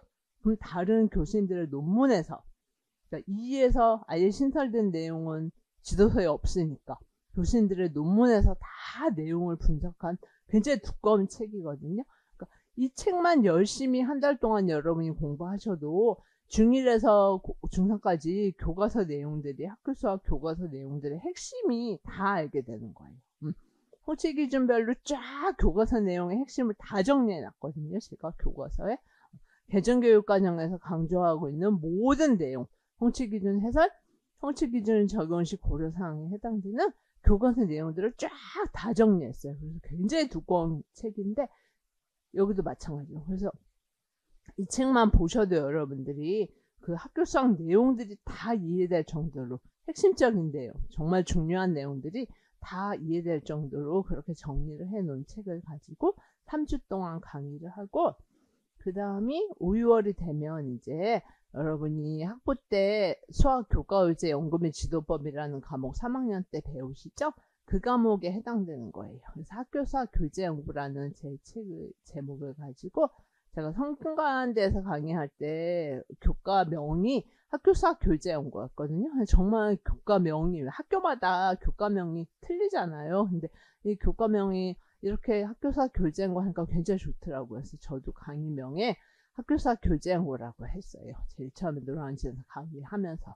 그래서 제가 그 수학 개정교육 과정에 대한 내용, 그 다음에 수화연산, 대수, 함수, 기하, 미적, 확통까지 각 영역별로 이제 여러분 수학 교육 과정과 교재 연구라는 책 학부에서 배우시죠? 그 책, 그 다음에 또 해설서, 뭐 교사용 지도서 그런 거, 그 다음에 우정우신 책, 이거 따로 혼자 보실 필요 없어요. 핵심적인 거 다 요약을 해갖고 제가 책을 만들어서, 그것도 마찬가지죠. 예전에 PPT로 했더니, PPT로 하니까 이렇게 좀 압축을 돼서 암기는 굉장히 쉽게 잘 할 수 있는데, 아무래도 한글 파일로 익숙하게 공부를 하시니까 한글 파일을 원하시는 분들이 많아서 작년부터는 다 한글 파일로 만들었어요. 그래서 올해 이 강의도 한글 파일로 새로 만들어 가지고 이제 하려고 하거든요. 그래서 학교 수학 교재 연구라는 제가 만든 책을 가지고 이제 강의를 하게 돼요. 그 다음에 기출해설집 2라는 건 뭐냐면 그 교육과정부터 수화연산, 확통까지 기출문제가 있죠. 그다음에 요거 수학교육, 아까 2월에 수학교육과 신론 한번 외우라, 정독하라 그랬죠. 그리고 이 책도 같이 정독 한번 시간 되시면 하세요. 이 책도 수학교육과정과 교재연구책 한번 보신 분들은 안 하시고 오늘 드리는 PPT만 공부하시면 돼요. 처음이신 분들만 한번 보세요. 그리고 이 책도 마찬가지로 올해 개정됐는데 이론은 똑같아요. 이 책이 왜 1절, 2절 그렇게 있죠. 그래서 만약에 여기가 수화연산이라 그러면 수화연산에 대한 이론적인 게 1절에 있고 2절이 이제 수화연산에 대한 중고등학교 교과서 내용이 나오죠. 그래서 이 부분이 아주 조금만 바뀌었어요. 그러니까 올해 책 사실 필요 없어요. 왜냐면 이론은 똑같기 때문에 수업 실제 부분은 어차피 제가 제 교재에서 다 변화된 거 강조하는 거 가지고 하기 때문에 예전 교과서로 실제 부분 빼고 이런 부분만 한번 쭉 보세요. 수화연산은 어떻게 가르쳐요? 예를 들어 갖고 아까 올해 아포스 이론 나왔죠? 그게 이 책에서 미적에서 강조하고 나오거든요. 근데 아포스 이론이 미적에만 적용되는 건 아니잖아요. 그렇기 때문에 이 책의 이론적인 부분만, 1절 부분만 쫙 한번 보세요. 마찬가지로 이 책도 50% 이상 더, 한 60% 압축을 시켜서 제가 암기하라고 하니까 미리 암기는 일요일에 암기는 절대 하지 마세요. 암기는 미리 하실 필요 없어요. 압축된 부분만 암기하면 되니까. 그래서 이 부분도 마찬가지예요. 학교사 교재 이론이 있죠? 수화연산부터 학통까지. 수화연산 배워요. 그러면 이 책의 이전에는 아주 조금 나오거든요. 수화연산 교과서 내용이. 그러면 핵심적인 교과서를 다 보게 돼요. 제 교재에. 그리고 기출문제. 수화연산 나온 기출문제. 그리고 개념만, 컨셉맵. 아까하고 똑같죠? 이렇게 네 가지를 세트로 2달 강의를 하는 거예요. 그래서 이 뒤에는 이론 예시가 나와 있어요. 그러니까 교재연구에서 수직선 모델 배우죠? 이론으로. 그러면 배우죠? 이렇게 시뮬레이션 다 해갖고 이해되시기 쉽게 다 이렇게 설명을 해요. 교재는 한글 교재지만 이런 거 다 추가해서. 그리고 교과서에서 수화연산 배워야 되죠? 성취기준, 성취기준 해설, 성취기준 적용식 고려사항. 아까 그 음수 배우는 거, 해당하는 거. 그거에 해당하는 교과서를 또 다 배우는 거. 샘돌 모델 교재연구 책에서 장단점 외우고 끝나는 게 아니죠? 교과서에 어떻게 적용되는지 봐야 되잖아요. 교과서 보고 또 수직선 모델 교재연구에서 배우죠? 교과서에서 또 봐야 되죠? 마찬가지인 거예요. 어떤 의미인지 아시겠죠? 교과서에서 또 배우고 그 다음에 컨셉맵. 그쵸? 수화연산. 나 수화연산 뭐 배웠지? 쫙 구조화시키게 핵심적인 거 제가 설명드리고 여러분 스스로 만드실 수 있게. 그래서 항상 나무와 숲을 적절히 봐야지. 보통 학생들이 많이 해당하는 오류가 숲만 봐요. 아니 나무만 봐요. 장 가지들만.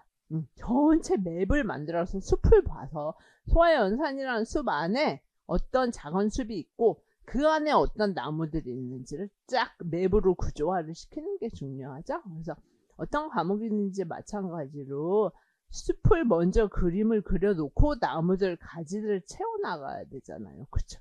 근데 우리는 이게 연결망을 컨셉 맵을 만들어야 되는데 그냥 이산적으로 나무들만 막 이산적으로 나열된 상태가 되면 이제 공부 방법 자체가 여러분이 처음에 나무부터 만들면 큰일 나게 되는 거죠. 그 다음에 2에서 수화연산에서 수화연산 성취기준 해설이 있고 적용식 고려사항이 있거든요. 그거 단순한 기로 도구적인 기로 외우는 게 아니에요. 이것도 요거 각각에 해당하는 교과서 내용을 4월에 다 제 교재에 있다는 거예요. 그래서 그걸 다 4월에 강의를 했거든요. 근데 되게 많아요. 이게 그쵸? 중1에서 고1까지. 근데 이제 선택 과목에서 고2 내용까지도 확통, 미적 1까지 암기를 하셔야 되거든요. 여러분이. 그러니까 많을 수밖에 없어요. 그걸 4월, 5, 6월에 다 마스터를 하시는 거예요. 그 다음에 이제 5, 6월 끝났죠. 그러니까 여러분들이 예습을 지금 12월에 지금 4학년이신 분들은 12월에 못하죠. 왜냐면 기말고사 봐야 되니까. 1월에 시간이 남는 거죠. 혹은 이제 작년에 졸업하셔갖고 한번 작년에 공부를 하셨는데 그 임용고시가 한 번으로 안 되잖아요. 초수에 붙는 학생들은 거의 저도 이제 대학교 많이 강의해봤지만 한 대학에 한두 명밖에 안 돼요. 그래서 작년에 나 혼자 이제 한번 공부했고 올해 이제 공부. 그래서 보통 막 4, 5년씩 공부해요. 그러면 괜히 처음이신 분들 이런 말씀 드리니까 4, 5년 어떻게 해야 되냐 그러는데 당연히 평균적인 걸 평균은 의미가 없는데 이거는 솔직히 말씀드리면 좀 의미 있는 평균이에요. 4, 5년. 하지만 내가 어떻게 공부하느냐에 따라서 그 시간은 충분히 단축될 수 있고 하다 보면 1차는 또 계속 합격하는데 2차에서 이제 2차 비중이 점점 이제 앞으로 더 높아지고 임용고시 제도도 바뀐다는 말이 많거든요. 그래서 그게 결국은 수업 실제를 그래서 벌써 올해 굉장히 많이 그 수업 실제가 교직 수학 내용이 많이 강조됐잖아요. 벌써 변화의 방향을 타고 있는 거거든요. 그래서 계속 중고등학교 수학 내용을 많이 알라는 거예요, 여러분들이. 그래서 1차 붙었는데 2차에서 또 실현해서 몇 번을 안 되신 분들은 많이 힘들죠. 엄청 힘드니까 기간제를 많이 하시면서 또 학교에 일자 가서 경험 쌓다가 다시 공부하시고 하다 보면 시간이 오래 걸릴 수밖에 없는 거예요. 시간이 내가 오래 걸렸다고 저 사람 공부 못해서 뭐 그 절대 아닌 거예요. 막 정말 0.3점 막 소수점으로 엄청 많이 불합격하고 이러고, 특히 올해 같은 경우는 또 전공이 쉬웠기 때문에 그 1점에 엄청 많은 학생들이, 그러니까 문제가 좀 어느 정도 작년같이 어려운 건 좀 그렇지만 어느 정도는 학생들의 실력이 정말 잘 평가될 수 있게 문항을 내야 되는데, 올해는 또 전공이 너무 쉽다 보니까 잘못한 계산 실수라든가 조그만 실수로 한 점수에 굉장히 많은 학생들이 아무래도 있을 수 있기 때문에 좀 많이 안타깝게 불합격하는 학생들도 생길 수 있죠. 그래서 제가 수학교육학은 항상 만점을 강조하는 게, 하지만 또 수학교육학을 제대로 공부 방법을 알고 공부를 하면 시간 단축이 엄청 돼요. 제가 왜 교재도 한 40% 이상으로 60% 정도 압축시켜 드린다고 말씀드리는 게, 그러다 보면 전공을 많이 공부할 수 있는 세이브되는 시간에서 전공을 공부하시게 되거든요. 시간은 만점 받은 과 동시에 전공을 많이 충실할 수 있게. 그래서 12월에 혹은 1월에 이제 시간적 개인적인 여유가, 여러분들 2월부터 이제 혼자 해도 2월부터 공부하시라는 거예요. 1월부터 수격하실 필요 없어요. 그래서 오늘 드리는 200페이지의 하나는 이 파일을 공부하시고, 그 다음에 신론 공부하시고, 오늘 파일, 신론, 교재한 거, 그 세 가지를 2달 동안 하시는 거예요. 혹은 2달 반. 이제 기말고사 중간 12월 중순에 끝나니까, 끝나고 나서 제가 그 14일에 설명회 파일이 올라가나요? 제가 미리 이제 지금은 미리 촬영을 하고 있는 거고, 14일에 파일이 올라가면 여러분이, 왜냐면 기말고사가 그때 거의 끝나기 때문에 그때로 파일을 올릴 수 있게 그렇게 말씀드렸거든요. 그러면 여러분들이 이제 2달 혹은 1달 반이 남잖아요. 그러면 요 파일 200페이지 신론 교재한 거 그렇게 공부를 하시라는 거예요. 당연히 전공은 1월부터 하시죠. 맞죠? 전공은 1월부터 하시고, 수교는 요거만 1월에, 그리고 2, 3월 아까 4월, 5, 6월이 끝났죠. 그러면 이제 이론적인 베이스가 끝난 거예요. 근데 그 이론적인 베이스가 스탬프의 도구적 이해로 끝난 게 아니에요. 관계적 이해로 끝난 거예요. 무엇을 해야 될지, 왜 그런지를 알고, 일반적 수학적 관계, 개념 원리죠. 나 프로이덴트를 수업에서 수학과 배웠어. 근데 수업에서 수학을 딸딸 외워서 도구적 이해로 왜 그런지도 모르고 하는 게 아니라, 그 일반적인 수학적 관계, 개념 원리, 수업에서 수학과 4가지가 의미하는 게 뭔가를 이해를 하고 수업 내용에 적용하는 것까지 다 되는 거예요. 그래서 중3에서 삼각비를 배우는데, 삼각비를 그럼 내가 내년에 수업에서 수학과, 프로이덴트를 수학과로 수업을 해보겠다 하면, 직관적 탐구, 수평적 수학과, 시식적 수학과, 응용적 수학과, 4가지 수학과에 맞게 삼각비 수업을 해야 되잖아요. 맞죠? 그것까지 끝난 거예요. 5, 6월에. 그러면 7, 8월이 너무 쉬운 거예요. 그게 안 되면 7, 8월에 이제 엄청 고생을 해요. 그래서 이론을 실제 융합한 게 끝났어요. 그러면 이제 문제를 푸는 거예요. 매주 이론별로 풀거든요. 그래서 매주 2개 이론을 해요.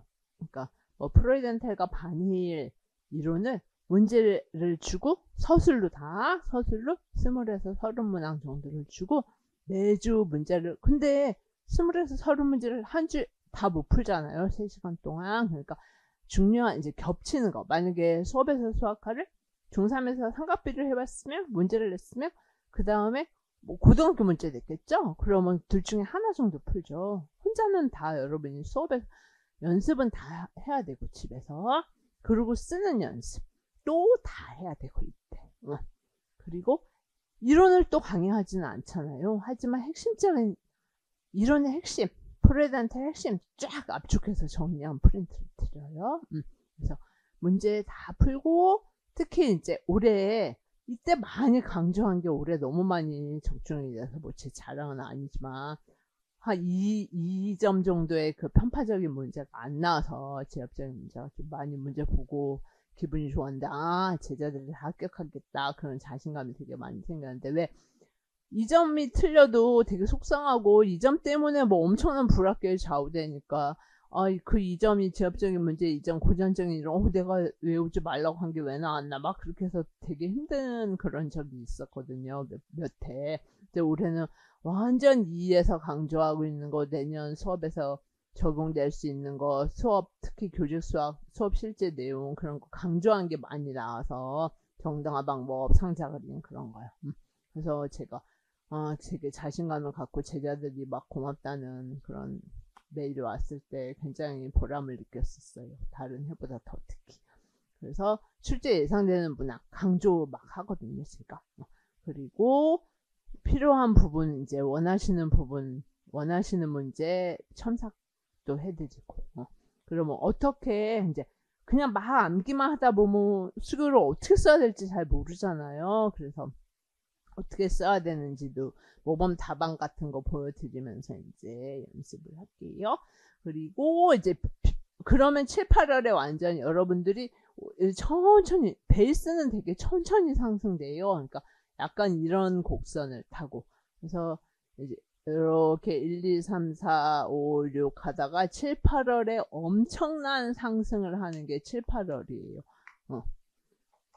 이제 나는 5, 6월까지 베이스가 됐으니까, 그 베이스가 도적의 베이스 아니죠? 계속 관계적의 베이스를 됐으니까 문제 엄청난 지문, 특히 올해 이제 나올 수 있는 출제 가능한 그런 실제 엄청난 이론을 적용해.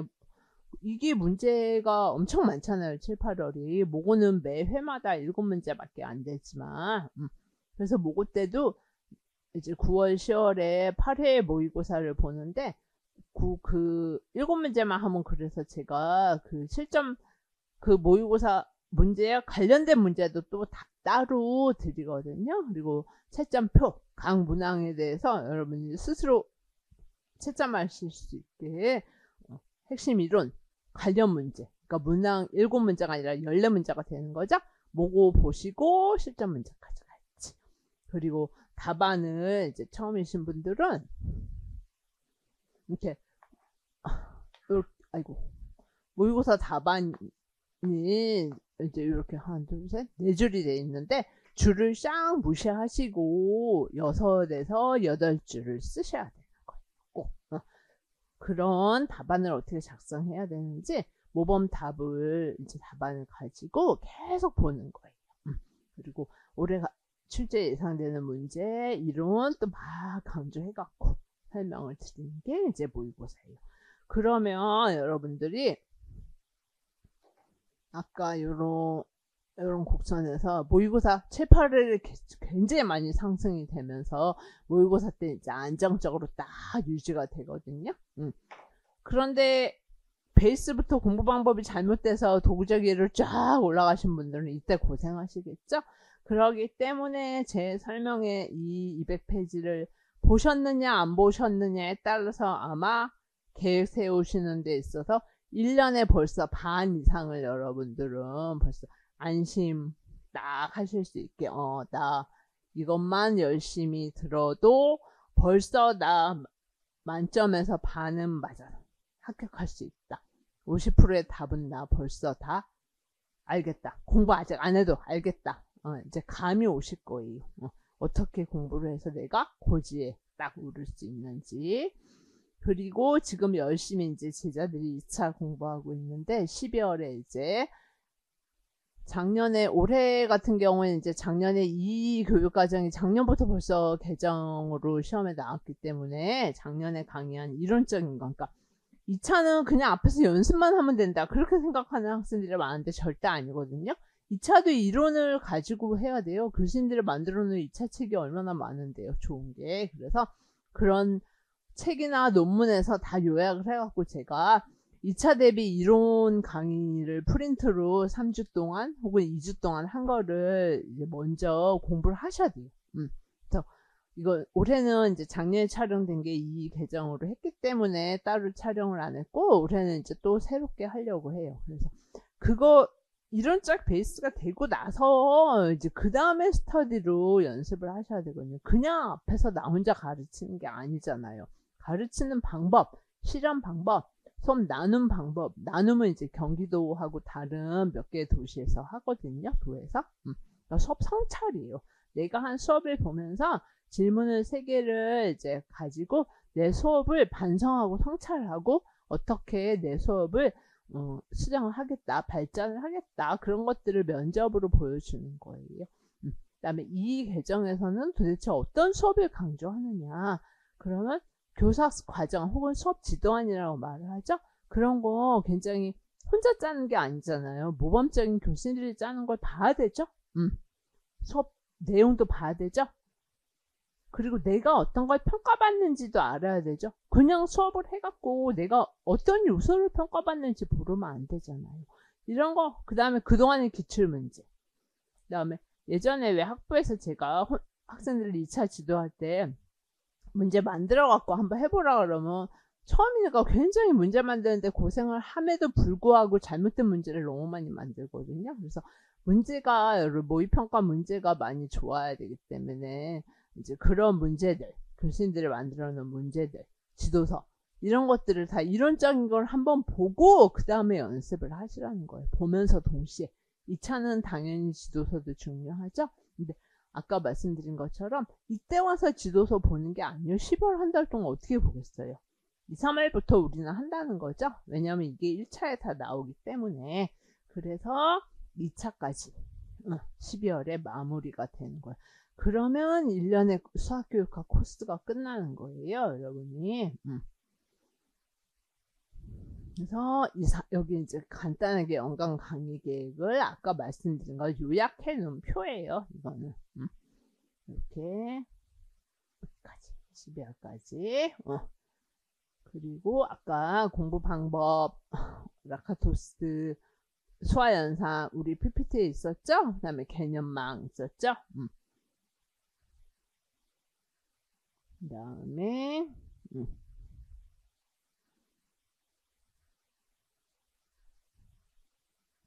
요게 이제 아까 PPT에 들어갔으니까 되게 안 보이는데 이런 게 이제 수학교육 개념망이에요. 라카토스 배우시면 요 위에 수학관 있죠. 내가 라카토스 뭐 배웠지?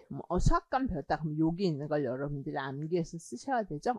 나 수학관 배웠고 증명관 배웠고 수학적 지식의 성장과정 배웠다. 다다다다 암기 하면서 이 전체 숲을 구조화 시키는 거예요. 그 다음에 오일러 단면체 정리 갖고 신론에 나오죠. 그거의 핵심적인 거 암기. 교과서 예시. 제가 교과서 내용들 많이 분석한다 그랬죠? 교과서 분석. 요런 교과서 분석을 하게 돼요. 라카토스 이론으로. 이론에서 또 이것만 배운 거 아니죠. 발레 굉장히 중요하게 배우죠. 발레? 곡소적 발레 배웠구나. 뭐지? 전면적 발레 뭐지? 보조정리 합체법 뭐지? 다 쓰실 수 있게 컨셉 맵을 만든다는 거예요. 그 다음에 보여드리는 거예요. 이건 교재에 다 추가되어 있어요. 그 다음에 수화연산. 수화연산에서 그러니까 교재한 거 수화연산이죠. 내가 뭐 배웠지? 하면서 쭉 배운 거 마찬가지로 컨셉 맵 만드시게. 그리고 이거는 뭐냐면요. 7, 8월 문제가 하나가 있어요. 그러면 이제 문제를 푸는 방법, 그거를 컨셉 맵으로 제가 잠깐 만들어 놓은 건데요. 이렇게, 그러니까 모의고사 문제는 아까 그런 말씀 만들었는데, 이렇게 여기서 보시면 모의고사 문제 하나 그냥 예시거든요. 예전에는 하나나 2개 정도 물었어요. 아까 올해는 작성 방법에서 뭐뭐 쓰시오 동그라미 보통 3개. 4개까지도 물어. 왜냐면 한 개에 2개 컴마로 붙거든요.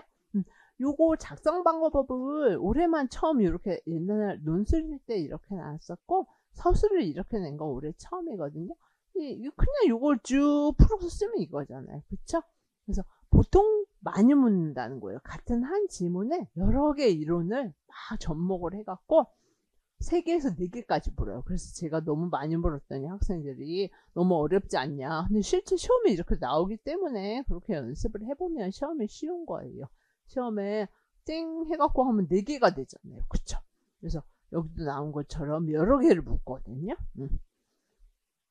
7, 8월은 당연히 더 묻겠죠. 모고는 보통 서술이 8번 정도에 풀게 되거든요. 8번? 그러니까 8번 정도에 맞게 6에서 8줄에 쓰기에 맞게 묻지만 7, 8월은 훨씬 더 많이 물어요. 7, 8월에 공부하는데 뭐 시간을 딱 맞춰서 공부하는 게 아니에요. 7, 8월은. 그래서 여기서처럼 이렇게 질문을 묻죠. 모고는 항상 질문부터 보셔야 되는 거예요. 질문을 보고 이론을 파악을 해서 질문에서 묻고 있는 걸 올라가셔서 지문을 읽어봐야 되죠. 그래서 그거를 뒤에 이거 다 자료를 드렸어요. 그래서 이렇게 그러니까 7, 8월은 제가 이론별로 문제 한다 그랬죠. 그래서 라카토스 문제를 뭐 10문제, 15문제 드렸어요. 그러면 아까 지문이 있죠? 문제가 다다다다 있죠? 뭘 묻고 있는지, 어떤 이론을 묻고 있는지를 파악을 하시라는 거예요. 그러면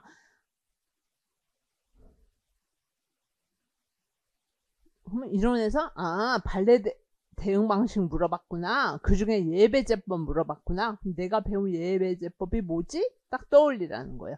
괴물배제법 물어봤구나. 괴물배제법 뭐지? 떠올리라는 거예요. 또 여러 개 이론을 묻고 있으니까 발레 물어봤구나. 그쵸? 그래서 먼저 물어보고 있는 이론을 파악하시고, 그리고 나서 옆으로 싹 가서 이론이 적용된 지문 있죠? 지문을 분석해야 되죠? 아까 올해 시험 문제 풀어봤지만 요거는 월드푸나 전략 중에 뭐구나, 요거는 문제 제기의 의 중에 뭐구나, 이렇게. 그래서 요 라카토스 이론을 물어보고 있는데 요게 적용된 지문은 뭐구나, 요거는 뭐구나, 그렇게 여러분. 그래서 자료 1에서 학생 3에서 여기 뭐 문제를 잘 안 봤으니까 결국 핵심이 그거예요. 자료가 1, 2 두 개 주어졌으면 여기서 묻고 있는 건 요게 해당되는 거고, 아까처럼 여기서 묻고 있는 건 요게 해당돼요. 이론을 파악했으면 이론을 가지고 지문을 분석하시라는 거. 그 다음에 교과서 내용도 알아야 되는 거죠. 점점 이게 많이 나온댔죠. 라카토스 이론만 알아갖고 안 되죠. 왜? 수열의 극한에 대한 성질을 가지고 라카토스를 적용해야 되는데 내가 수열의 극한에 대한 성질을 모르면 라카토스를 적용할 수가 없죠. 서술 추측을 개선할 수가 없죠. 극한에 대한 기본 성질을 올바르게 개선을 해야 되는데 잘못된 걸. 그래서 결국 이론, 수업 실제 분석, 수업 실제 분석에는 당연히 교과서 내용이 들어간다는 거예요. 그 다음에 요거는 모의고사 문제거든요. 그럼 모의고사 문제도 마찬가지로 여기서 이렇게 여러 가지를 묻고 있었죠. 프로이덴탈의 반성적 사고 원리, 비고츠키, 그다음에 상자 그림 성취 기준 해설, 하나의 7, 8월 공부, 모의고사 공부 하나의 예시를 지금 이렇게 해놓은 거예요. 그러면 보세요. 모의고사 문제. 이론. 뭐 물었지? 프로이덴탈 수학과 교수학습 원리 물었구나. 비고츠키 비계 설정 물었구나. 수학과 교수학습 원리 중에서 반성적 사고의 원리 물었는데 뜻은 내가 이렇게 배웠다. 이게 여기 어디 적용되느냐를 봐야 되는 거죠. 지문에서 과연 그러니까 이거를 2, 3월에 공부를 한다는 거예요. 공부를 하니까 지금 뭐 지문이 상자 그림이 나왔는데 다른 거로 반성적 사고를 분석해도 맞는다는 거죠. 지문이 바뀌어도. 그쵸? 그래서 딸딸딸딸딸 도구적 예를 외우는 게 아니라 이거의 의미를 이해를 하면서 수업 교과서 내용에 적용을 하는 거예요. 비계 설정. 비계 설정 딸딸 외웠는데 뭐가 비계인지 지문에서 못 찾으면 아무 의미도 없는 거죠. 이론은 이거구나. 그러면 지도 내용 뭐지? 상자 그림이구나. 그러면 상자 그림은 도대체 여기서 뭘 물어보고 있냐? 상자 그림 지도 내용 중에서 이런 거 이 지문에 나와 있다는 거죠.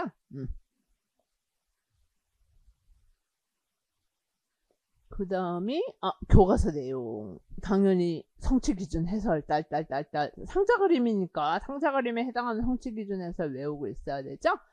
우리도 시험에 나오고 의도도 알고 있어야 되는 거죠. 그쵸? 성취 기준을 이렇게 만든 의도, 이런 거, 이것까지 같이 드렸어요. 그러니까 7, 8월 모고 공부하실 수 있는 걸 한번 이렇게 공부하라고 컨셉 맵을 만들어서 드렸어요. 보시기 쉽게 여러분들이. 그리고 하나의 파일이 뭐냐면 이 파일이 이제 뒤에 또 있어요. 그래서 몇 개의 PDF를 다 결합해 갖고 하나로 드렸어요. 그게 아마 250페이지 정도 될 거예요. 이거는 올해 기출이에요. 그래서 제가 기출문제 몇 개 정도 보시면 좋다 했죠. 근데 시간이 안 되셔도 올해는 꼭 보세요. 올해 기출문제가 있어요. 그럼 내가 답을 맞다가 목표가 아니고 지금 당연히 답 못 맞죠. 아, 이렇게 문제가 나오니까 이렇게 써야 되구나. 이런 걸 암기해야 되구나. 출제 경향이 이런 거구나를 파악하시라는 거예요.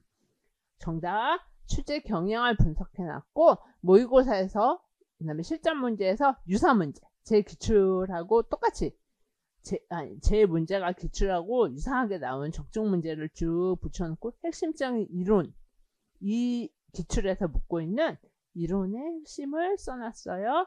연관된 실전 문제 7, 8월 쭉 있고, 아, 내가 7, 8월에는 이런 걸 공부하구나, 이런 게 변형돼서 기출에 나오구나. 문제를 다 풀라는 게 아니고요. 하지만 올해 문제는 꼭 보세요. 그 다음에 모의고사 문제. 아, 모의고사 문제 이런 거에서 이런 걸 묻고 이렇게 강조를 했구나. 그랬더니 기출에 나오구나. 그러니까 나는 풀 수 있다. 자신감을 벌써 딱 가지고, 합격의 자신감을 가지고 공부를 하시라는 거죠. 그 다음에 전공 A 5번 문제 서술. 원과 직선의 위치관계죠.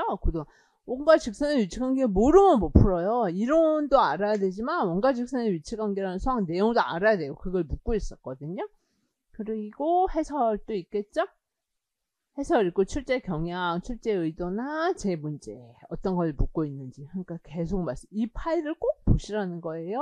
1월까지 여러분들이. 그래서 이제 정말 합격 전략에 대한, 합격할 수 있는 전략을 제가 설명드린 거를 가지고 여러분이 계획을 세워야 되니까 여러분이 이제 상세하게 어떻게 공부해야겠다는, 시작이 반이라는 그 말이 정말 틀린 말이 아니에요. 그래서 제가 아까 말씀드린 것처럼 벌써 반 정도의, 절반 정도의 합격에 대한 여러분들이 점수를 벌써 다 받으실 수 있게, 이럴 말이 되면 공부 방법만 이렇게 계획을 세부적으로 세워 놓으시고 어떻게 해야 되는지를 내 머릿속에서 아신 다음에 세부 계획만 세워 놓으셔도 벌써 시작이 반이 된 거죠.